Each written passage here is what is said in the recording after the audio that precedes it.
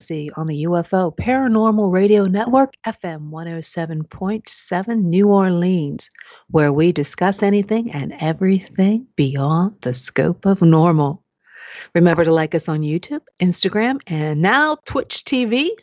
I'm Jenny Nicasio, along with my co-host Sean Kelly, Jason Ian from Pittsburgh Paranormal Society.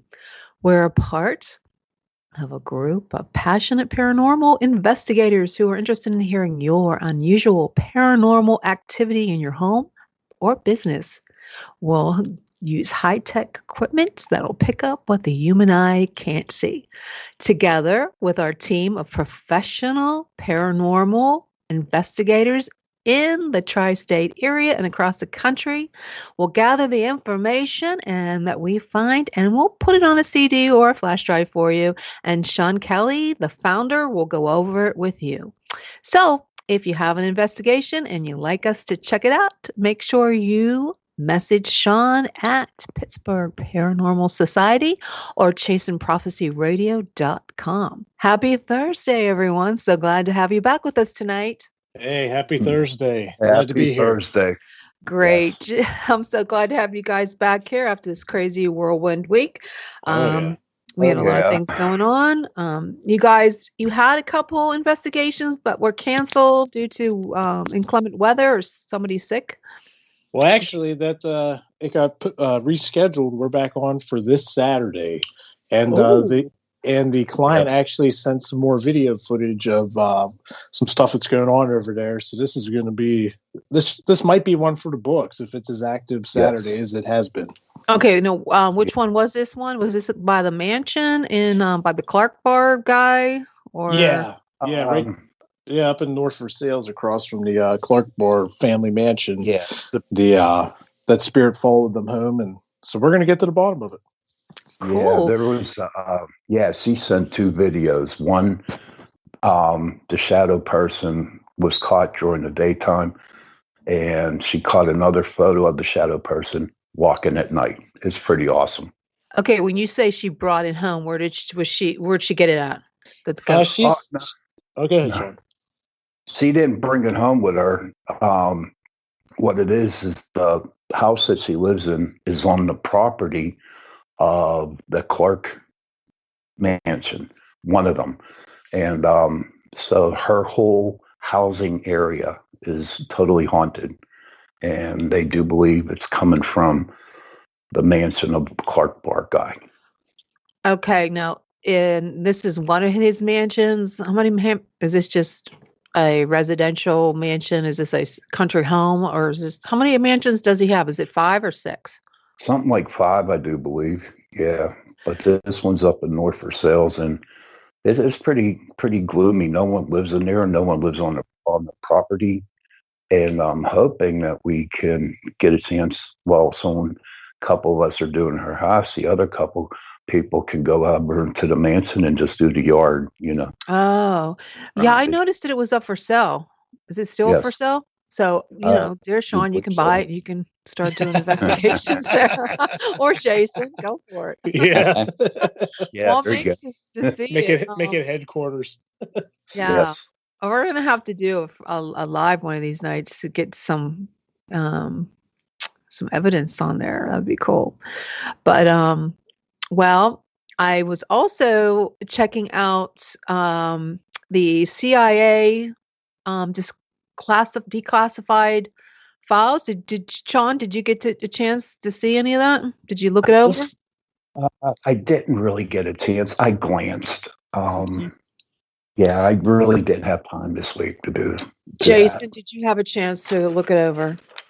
Yeah, I've been looking over it a little bit. I actually found a page where kind of there's like a bunch of PDF files that people can download individually from the CIA's released information, and it kind of gives you a summary of different things in different years. And there's a lot of stuff. I mean, I'm seeing stuff from the 70s, the 50s.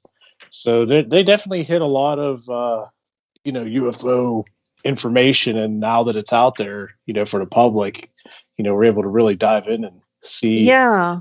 Did anything catch your eyes? Did you see? It's interesting. I mean, it's all I mean, some of it seems, it might be a little like, did that really happen? Yeah, yes. Exactly. Yep.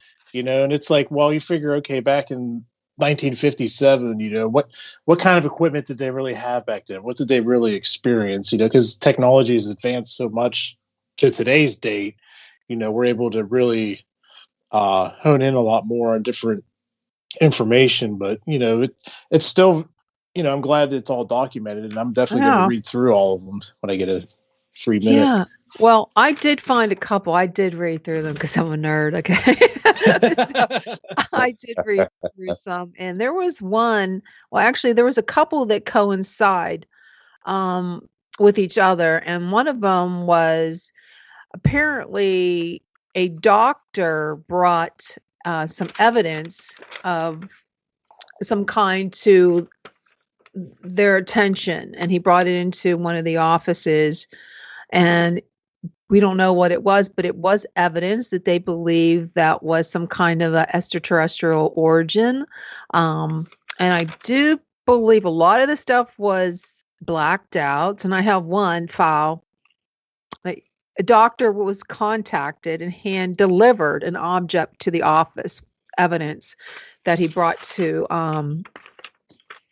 the internals, I guess internal so-and-so's attention, but it was material, and it was you can look this up. I have the number. I believe it was CO5515625. If you go to the declassification website, there's a couple different websites that actually have this, and you can go read. That was the PDF. But then there was another one that was pretty cool, and it was about Project Blue Book. Now, I know a lot about Project Blue Book because I did a lot of work with, I was an investigator for MUFON, and when I wrote my trilogy, I have Project Blue Book in it. And it goes into the Roswell, and then the second book goes into the underground alien bases. And I always pronounce this wrong. It's in New Mexico. It's DULCE. I think it's Dulce. Is that how you say it? Well, it goes into the underground bases, and there's supposed to be 7 levels of alien bases that where the aliens actually work with the military. So when we're getting into this and the declassification of the UFO files and the underground bases, and that's where we're going to get into our guests. But before we get started, I want to thank my good friends at Audible. Winter's the perfect time to download that Audible. Can't sleep, listen to it at night, kind of helps you fall asleep. There's a lot of different titles, and you can listen across all devices without losing your spot. And if you don't know what to get, they roll over, so you can binge watch or listen anytime you want. And if you go to www.audibletrial.com/Chasing Prophecy Radio, you can get a free premium trial. So I just want to throw that in there, but so help us out. And you also can donate to us through PayPal at Gen3963 at Comcast.net through PayPal. We could use the donations to help with our travel expenses to our investigations and to keep us on the radio. We all have jobs, so I just love it there. So it helps us, keep going. Buy equipment, you name it. Okay. So let's get into our guests tonight. They're a husband and wife team, which is really cool, and I love it. So Andrew and Jolie, let me make sure I pronounce this right. Oien, I hope I didn't screw it up. Andrew had published his first book in 2013 on the same subject of Southwest UFO triangle theory. Andrew is a member of MUFON, or I'm not sure if you're still a member, and has been conducting his own UFO research from 1996. He kind of beat me there. His interest began with an overview of the 1947 Roswell UFO incidents. They all thought that was a weather balloon. Okay, but the triangle is not a ship. It's a place. in the Southwest between Colorado and Texas. The 3 points on the triangle are national parks. It is Andrew's theory that these 3 parks were created to hide alien underground bases like we were talking about. So good evening and welcome to Chasing Prophecy, Andrew and Julie. Hello. Hey, hi. Thank you very much for having us tonight. Good evening. Good evening. Great to have you here tonight. So, you guys, let me, tell us how you got started in all this together as a husband and wife team. Oh, certainly. My brother threw me a Roswell book back in 1991, several years before I met Julie, which for the first time got me interested in the concept of visiting aliens. Then we married in 95, and in 1996, a great little book came out from the International UFO Museum in Roswell called The Jim Ragsdale Story. And I ate that book up because it had all kinds of details in it, even a map.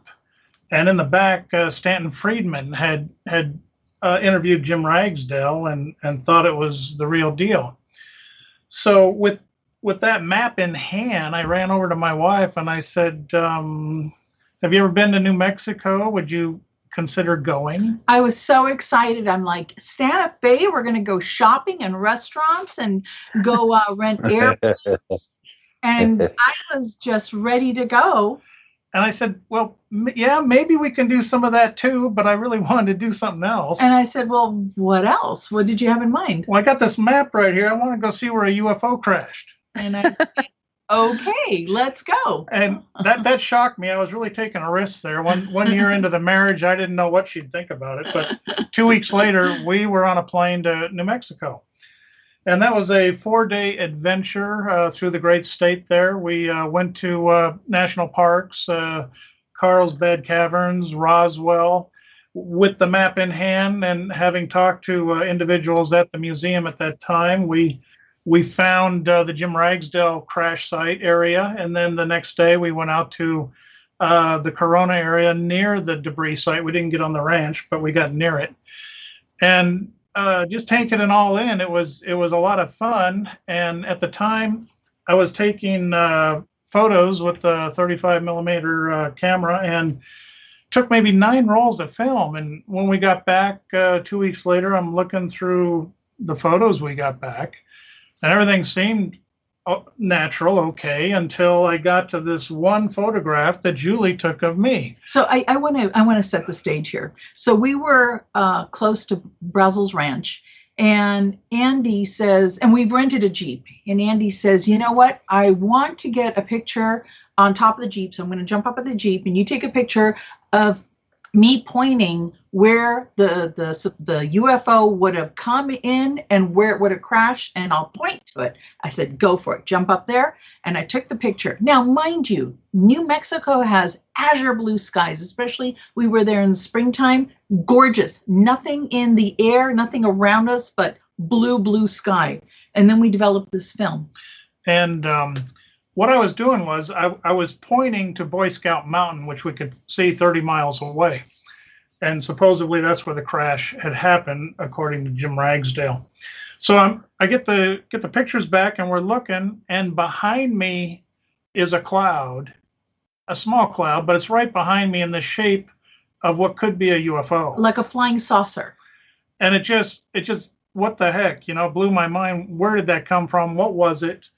And that one picture set me off. It just pushed me into research mode. But here's the crazy thing. So on the picture, Andy's pointing with his left hand extended out, and his back hand, he's got his elbow pulled in a 45-degree angle with his hand tipping, like if you were to take your thumb down, facing down, and your pinky facing up.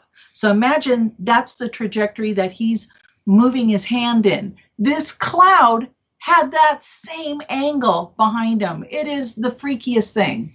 So I don't know if it was the evil eye looking at me or a half-cloaked UFO checking me out. Because the night before we were up near the Ragsdale crash site and making lots of noise and looking for aliens. Didn't see anything. Saw lots of rabbits and deer coming. Oh my gosh, the drive at night, you got these big old jackrabbits coming into the headlights, and we're doing everything trying not to hit them. And then next to us, we had deer like jumping over fences. It was so weird. It was a crazy night, but we had a wonderful vacation, and this photograph set me off into research. What's going on there? Why did it happen? Why me? And so we know that several authors have written all about the Roswell UFO incident, and they all focus on the area. Roswell, the crash site, the debris site, what happened. My thought was, okay, it happened. So, but is there anything significant of that part of New Mexico? And I really didn't see anything significant. It's just something crashed there. Well, okay, so where did it come from? Where was it going? Was there a possibility to figure that out? So I drew a line on a map, several maps, between the debris site, the crash site, and I figured, well, maybe I got a flight path here. So I drew it. It was almost north-south, so I drew it further north and further south, and I'm looking for significant places. And I did find that it crossed in the north over a national park in Colorado, and then to the south, it crossed over another national park in West Texas. And I'm thinking, well, that's really odd. That's strange. And a little more research and help of relatives, I was told about at the time the research by Christopher O'Brien of the Mysterious Valley. Mm-hmm. That's up in Colorado, where you have the cattle mutilations, UFO sightings, and he writes in there the possible legend, Indian legend, of the ant people who live underground and the flying seed pods that come out of the nearby mountain Blanca Peak. So I'm thinking, could a UFO have launched a trip from Blanca Peak going south? And if it did, why would it go south? Why would it cross that area? So the next thing I did was I had more conversations with the UFO Museum at that time. And I said, everyone's trying to prove the crash site. We don't have debris. We don't have photographs. But what else could you find that might help prove it? And Boy Scout Mountain is in the BLM area, and they take periodic aerial photographs. So with the help of the museum, we did a little research on what aerial photography we could find of the time. And we found one in 1946, about a year before the crash. And you could zoom in on the area of the so-called crash site and get a look at it. And in the Jim Ragsdale book, it shows several photographs taken in 96, which showed several downed trees on a pathway. So they're saying, hey, look, whatever crashed here knocked over trees. Well, maybe you could see the same thing from a satellite image. So we got a 1946 image, and now we try to find the 1947. And through the people who are hired to research, the answer was, well, it was in the catalog, but now it's not. It's no longer available to public viewing. And with that, we got maps with blacked out areas where photography was no longer allowed at that time.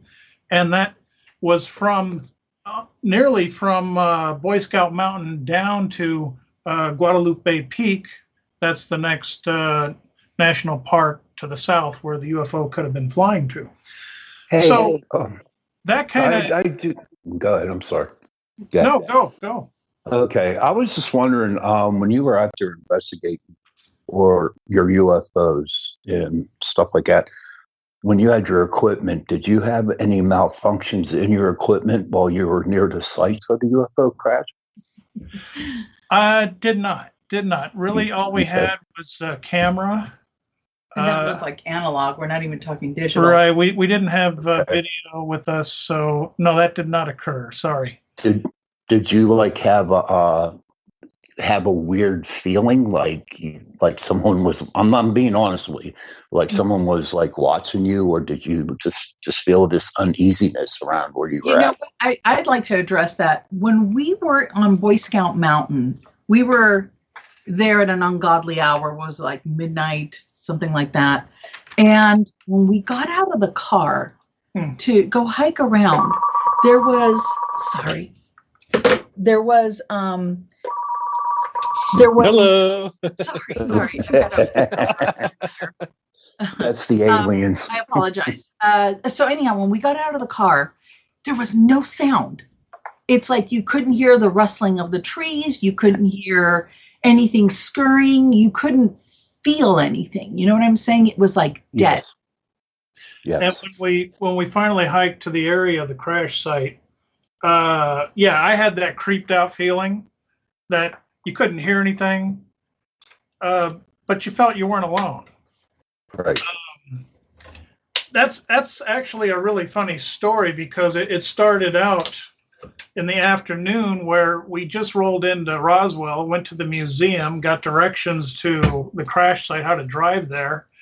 And then we had a Mexican dinner and maybe one or two margaritas. And we had a pitcher. And and Julie says, hey, I want to do something. You know, the sun's going down, and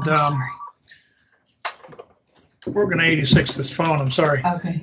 She said, I really want to do something. And I'm thinking, you know, I've just drove 8 hours today around New Mexico, and I'm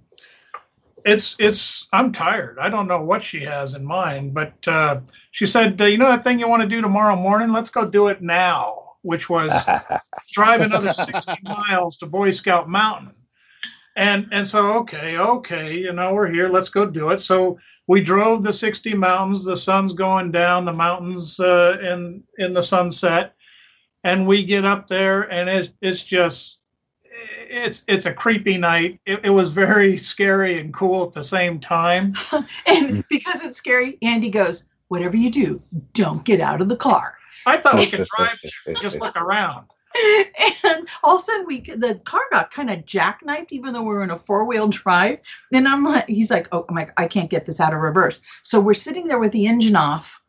And then he looks at me, he goes, get out of the car. I said, what? Wait, you just said don't get out of the car. He's like, what are we going to do? Well, yeah, what are we going to do? We're sitting here. We got to go.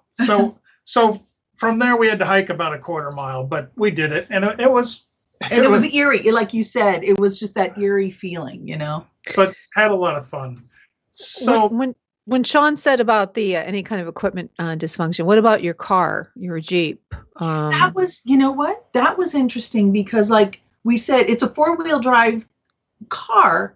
We should have been able to get it out of this I don't know how we were like jackknifed into this rut in the road, and we couldn't get out of it.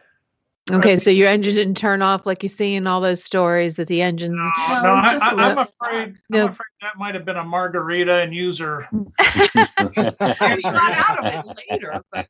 Well, you know, going there was all downhill at that point. It was getting back uphill, and we did get it in a 4-wheel drive, so we made it home. Okay. But it was user error. You think so? Yeah, I'm certain of it. Okay, you tell me that now. But all that led to further research, and if your viewers would like to, maybe at the end of the show here, go to our website. It's ufotriangle.com, and several pages there to look at, but one of them is UFO Triangle Area Illustrated. There's like 50 illustrations I've drawn there of the history of this triangle. And the triangle is made up of 3 points on national parks between Colorado and West Texas. And it shows a very strange, odd human behavior for the last several thousand years. And what I mean by that is several native Indian tribes formed around the triangle. Mm-hmm. What brought them there? And then Spanish explorers went through that area and took the land. French explorers went through there and took the land. Then when Texas created their own state, the annexation, they took that land. And then the U.S. took it, and then shortly after that, in the 1800s, 8 or 9 military forts ended up on this triangle. So lots of activity, lots of inviting of humanity to this one location. It just seems all very strange. And then through today, I created a larger map with all kinds of items on the triangle: cities, towns, parks, airports, all kinds of activity on this triangle. And it just begs to look at it from a concept of, were we invited there? And so the book, Alien Park Dunes, is half research. In the back is about 50 pages of the triangle research, and the front is a magnificent sci-fi story built on the research. So I pretty much went through most of it. I like how you wrote the book. It's sort of like a diary. And I bet that was easy to put into a screenplay the way you have it set up. That was the next step. That was the next step. An individual found me on Facebook, loved the story, says he writes screenplays, and we've been working to create a screenplay for this sci-fi story, and we did publish one. And if you want to know a little bit about the screenplay, we just made a YouTube video about the opening scenes of it. It's called Alien Park Dunes, YouTube. And we'd love for you to take a look at it. Yeah, I did already. I did take, and our listeners can go. I did go through the whole thing. Who was that narrated it? That wasn't you? That was Seth Moore, a nice gentleman in the Midwest. He's an actor and voiceover artist. He did a great job. Well, getting back to the triangle, I don't know. Sometimes I think that creators like ourselves, there's like this telepathy of sort of like clairvoyant. You have the triangle. You did the research on the triangle, and you noticed that there was a triangle in my story. My main character that is an alien. He has a tattoo on him that represents the triangle too, and it's just kind of strange. That, wow. Yeah. Wow. Yeah. So it's kind of like, I wonder if there's some kind of cosmic influence for us people who are interested in this domain, That's very possible, Jenny. Very possible. It's kind of strange because I looked over, I go, wait a minute, my character has a triangle tattoo because it goes back to his origin, where he's from. Wow. And he was born on Earth.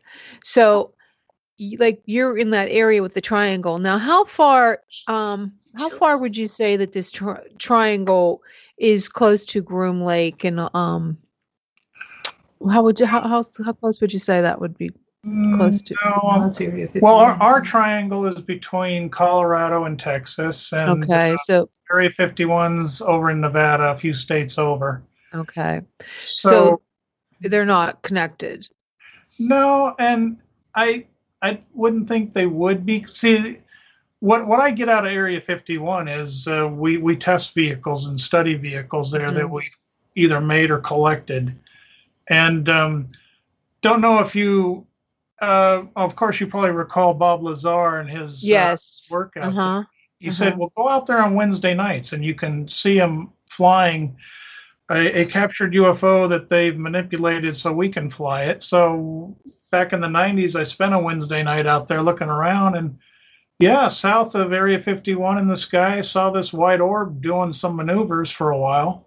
So what was it? I don't know. It's too far away to really identify, but it was kind of cool to watch.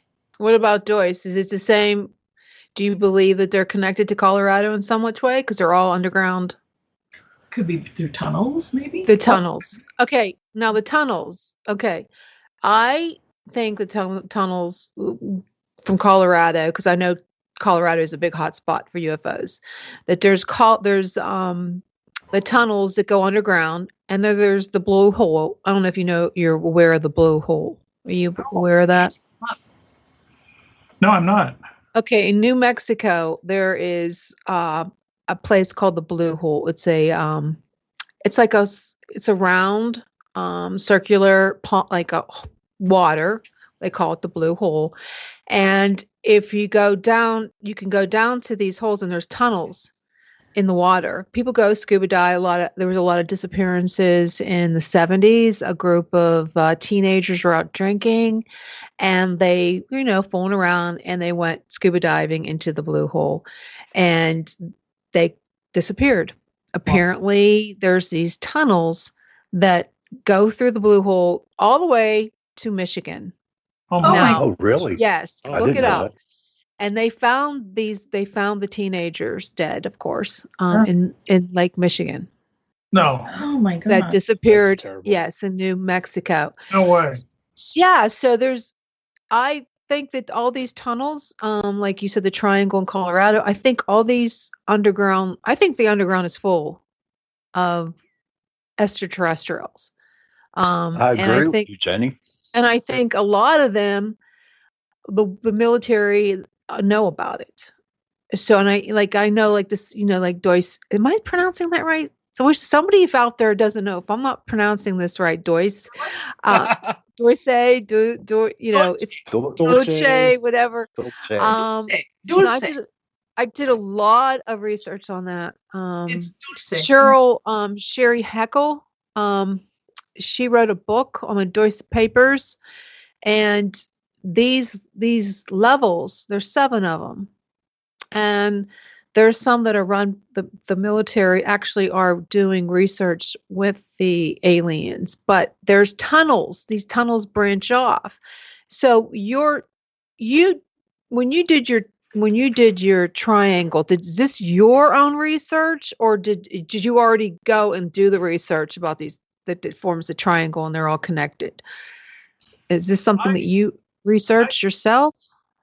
I found the triangle through interesting locations. So, Well, you traveled to Colorado and I traveled to those places after I found them on maps. But like I said, the flight path, when I think the UFO flew from one national park to the other, that was one leg of the triangle. Then the day before the UFO crash in 47, there was a UFO sighting, they said, in Roswell. Mm-hmm. So I drew another leg from Colorado through Roswell, and where did it end up? Down in Big Bend National Park. And then I drew another leg from Guadalupe Peak to Big Bend, and what did I hit? You ever heard of the Marfa lights down in Texas? No. Yes, I've heard of that. So the Marfa lights, which occur south of the town of Marfa, happen every evening on the southern horizon. And on the highway, they have a visitor center where you can go watch. Mm-hmm. And these lights have been recorded for at least 100 years, but they don't know truly when they've started. But they're dancing lights on the horizon that no one can ID. And this is on our leg of our triangle. Ooh. So the triangle materialized on a map as I started connecting the dots. So I wasn't using anybody else's concept of a triangle, but I was pulling together UFO research. Like I said, the Christopher O'Brien and the Mysterious Valley, that was a huge chunk of information for that northern point on the triangle. And then the Roswell incident, and then other sightings around Carlsbad Caverns. So that's how it was formulated. Yeah, it's really interesting. So how much did you bring from MUFON to this research? Well, I've been on and off with MUFON since about the 90s. But, and of course, every time you listen to a new speaker talking about their experiences or their research, it just affirms. It helps affirm. Some of it always rubs off a little bit. So it's always good to share and hear others. Yeah. Now, you heard our opening when we were talking about the declassification of the CIA papers. Was there anything in there that was similar to your research for the screenplay? I have to say I haven't. You haven't looked into that? Okay. Yeah. Well, I was doing some reading of your book, and I found it really interesting. The story, the lines, the characters, and your main character. How do you pronounce his name? Ranger John Sloan. Okay, and what about the alien? Arbitrax. Arbitrax. Okay. Arbitrax is the evil alien controlling Earth. Okay. Now, guys, Sean, Jason. Now, does he sound anything like Ashtar Command that we were? Yes, he does. Okay. Yes, he does. In the council, yeah. Did you base any of that on that Ashtar Command? I know you should know what I'm talking about. Hopefully you do, because I've heard of it. I haven't studied it. You haven't. So most of this just came out of my head. Okay. Wow. Well, the council, like Ashtar Command, they overlook Earth, and they have a council, and they observe us, and they're calling the shots. Does your character anything like that? Oh, absolutely. He's been calling the shots for thousands of years. I grew up watching many of the B-rated movies from the 50s. I grew up in the 60s watching those movies, and one of the movies I really loved was The Day the Earth Stood Still. That was a cool movie. Yeah, it was. Yes, and Gort was the galactic policeman, and Arbitrax is kind of like that, but he stays and watches and protects when he's doing his job the right way. This Arbitrax isn't. Mm-hmm. So he's evil. He's gone rogue, Yes. Please take a look at the story in the book and the YouTube. So the Alien Park Dunes YouTube, that would give you a good look at Arbitrax and what the movie could be about. Yeah. So how far is he into it, the screenplay? Oh, well, no, the screenplay's written. Oh, is it all done? Yeah. Is he selling it, trying to sell it? Yeah. Well, we're certainly looking for very interested parties, producers, directors. We would like to have options to sell it. Yes. Yeah, that's great. There's also a future and the story moving on into 3 more stories after that. Okay. Did you start any of the second book? Oh, it's outlined. It's all outlined. We're into all of them a little bit. So it's actually a 4-movie story told all the way, and 4 books. So we have work ahead of us, but this first one is looking really good. Okay. Sean, Jason, you have anything to add to this story? Yeah, I have a question. Go ahead, Jason. With all your experience and research over the years and everything. Oh, by the way, those Oakleys in your picture are pretty awesome. I like those. Found the picture. Okay. Thanks. Yeah, I was looking on your site. But Oakley's in our backyard, so it was easy to get.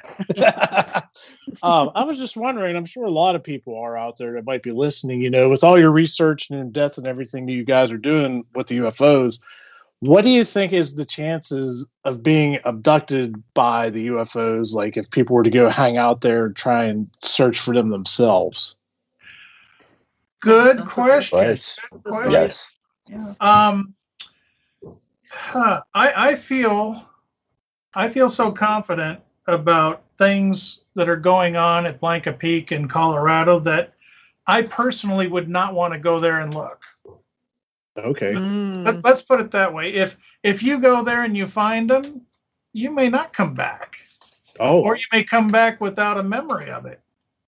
I think there's so many weird things going on at Blanca Peak that yes, I would rather look at it from afar. Okay. Okay. Now, You know where we're going, Jason. Yeah. You know where we're going, buddy. Yeah, they'll never see us again. Yeah. Well, have you ever heard of Missing 411? Oh, yeah. The missing people. No, do you think? I know a lot of people think that a lot of the missing people are for Bigfoot, or some kind of creature that takes these people. What about aliens on, if they might be up in Colorado. There's a lot of missing people in Colorado where you spoke of the peak. Well, I've had, let me put it this way, at MUFON, David has had several lectures there about his work. The author. And love his books. I got all of his books.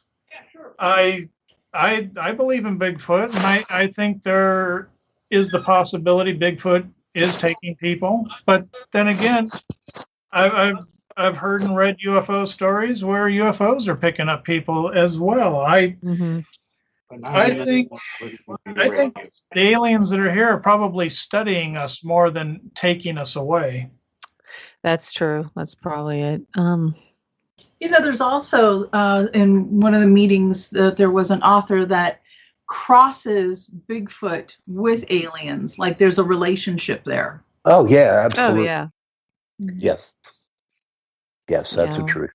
I know I wear a size 15 boot, but I'm not Bigfoot. 15. Oh, jeez, Jason. The Bigfoot of Southwestern PA. Yeah. Well, guys, it was really great to have you with us tonight. Where can people find you?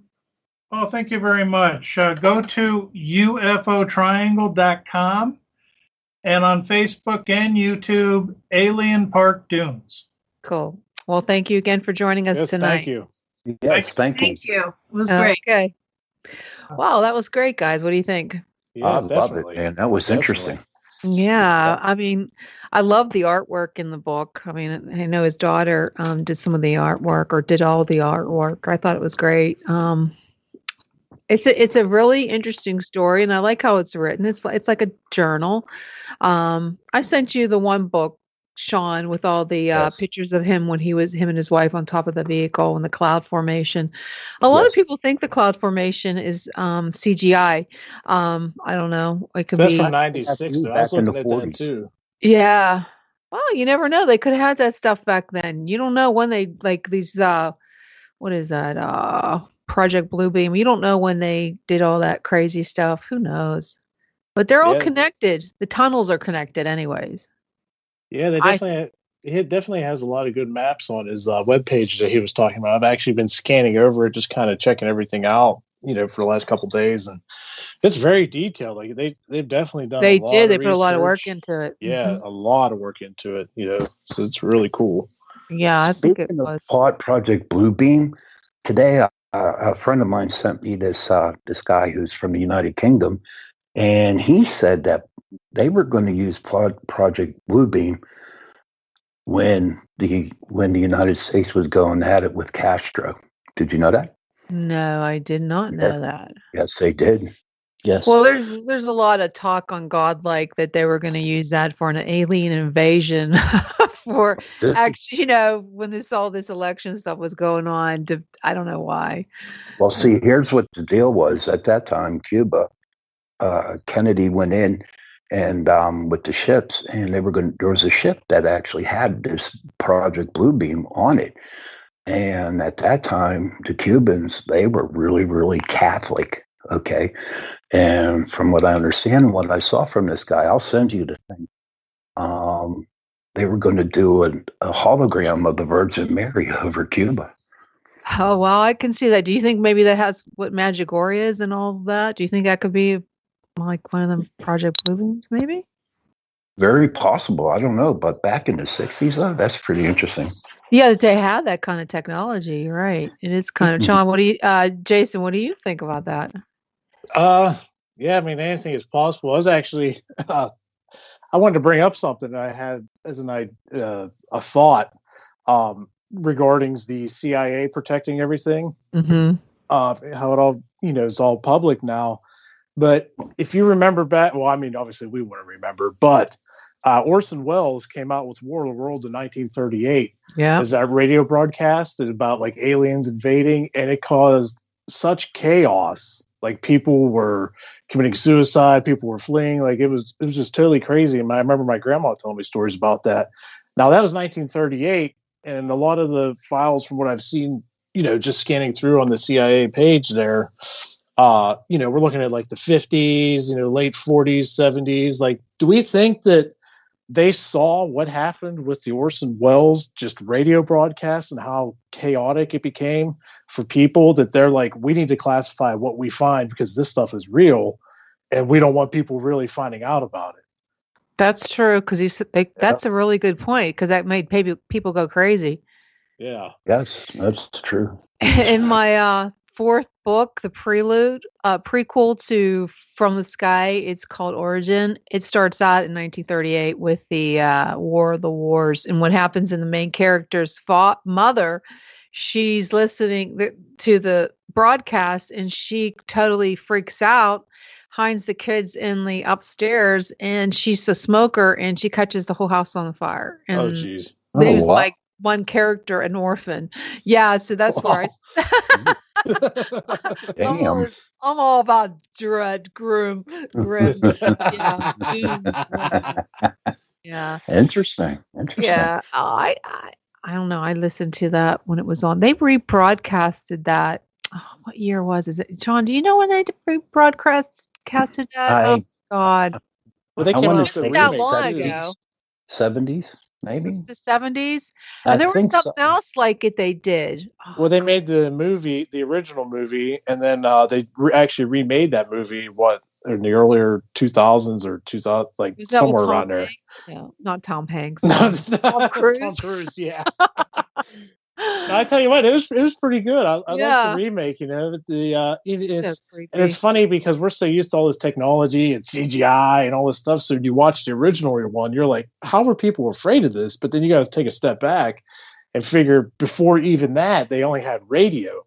So when people tuned into the radio, if they missed the first minute or two where they said this is for entertainment only kind of thing, they're tuning in and they're talking about aliens invading, and so it was a whole different spectrum then. So I said UFOs are the big thing now, so we'll see. I haven't seen a good UFO movie in a while, so I'm hoping for a good one. Hey, Jen, yes. Have you seen anything paranormal around your house lately? Actually, it's been kind of quiet. Nothing. It's been actually kind of quiet since I got rid of that Ouija board. I'm not kidding you. You didn't burn it, did you? No, actually, I'm serious. It's weird because my dog kept on going into. We had it in the hall cupboards on the top rack, and I always wondered why my dog would always go in there and open the door, and she still does it. So ever since I got rid of it, I put it in the garbage. But I swear I know you're supposed to. I'm not going to go bury it. I know, and put salt. I'm not going outside. The ground's too hard, anyways. So now we got a possessed landfill somewhere. Yeah, but it's like as soon as I got rid of it, all the weird stuff went away. Why something happened today? I'm not kidding you. It's quiet. We've had some stuff here recently, nothing crazy, but just some lights turning on and off, some weird sounds coming from different parts of the house that are out of the ordinary. It's cool. There's still spirits here, but are you ever going to do the investigation? I mean, we do it all the time. Oh, we've investigated my house here. I don't know what, Sean, at least a half a dozen times. Easy, 3 or 4, and we always catch something. And they always come back. my son felt something on Christmas Eve. That was about it. Nothing out of the ordinary. But I'm taking a course on screenplay writing. I took one a couple years ago, and it says you find a screenplay that you want to, that's interesting to you. My genre is like weird stuff, paranormal, aliens, ghosts. So I'm reading The Conjuring. The script. You guys should read the script for it. It scares the hell out of me more so than the movie itself. So it's like the Warrens were so bizarre. It's like they're just crazy people. I mean, how many stories were the Warrens? How many were The Conjuring, Annabelle, and The Conjuring 2? Was there Insidious? Was that them too? Yeah, those are all linked together. And it's crazy because when you watch them all separate, you don't really pay attention until you really start thinking about it. But those movies are really like all connected in a way. Those are really scary hauntings. Those are good. I'm going to collect paranormal. People aren't going to like me, but Here's how I feel. Oh yeah, because there's a lot of people out there that really like the Warrens. Okay, and to me, from just reading up on him and the different investigations they put into movies, I've experienced stuff that was worse than that. If I go out to write a book about PPS, well, what are you doing? Write it. Yeah, what are you doing, Pap? Start writing. Write down an outline. I'll put it into screenplay. Figure out how to turn on a word processor on your Mac and start typing away. I've learned how to do that. I've learned how to do that. It's about time. Hard. It's only 2021. Yeah, it's not that hard. Or you can even get a program like the Dragon, and you can talk into it. You can do that. But you know what? Most of these paranormal movies out there, or authors of paranormal books, that's how they became really, really popular, because they wrote books. And I look at the Warrens, and I see their business, and I see their investigation, and I'm like, we've been through that. PPS has been through a lot of that. To be the devil's advocate, they were the very first paranormal. If it wasn't for them, you wouldn't be doing it probably. So I'm just saying. Right. I'm just saying, Sean. We just be wondering what's that bump in the night, or that weird scream down the hall. There's ghost stories going back to Bible times. There was ghosts back then. If you read the Bible, it's pretty scary. Some of the stories they have in there. It's really fascinating. It was like with the Warrens. Like, imagine if they had our technology then. Like, because it's between the cameras and the infrareds and the full spectrums and these audio handheld recorders that are real small and fit in your pocket, just pick up, unbelievable stuff. I can only imagine them having the kind of technology and equipment that like we have and any of us could just go by and, learn how to use in a matter of minutes. Meanwhile, back then they had like the old reels and the old big condenser mics and all that stuff. The real deal. So I have a suggestion for you when you go to the Clark house. Yes. Bring some Clark bars. I was just going to say that might make him really happy.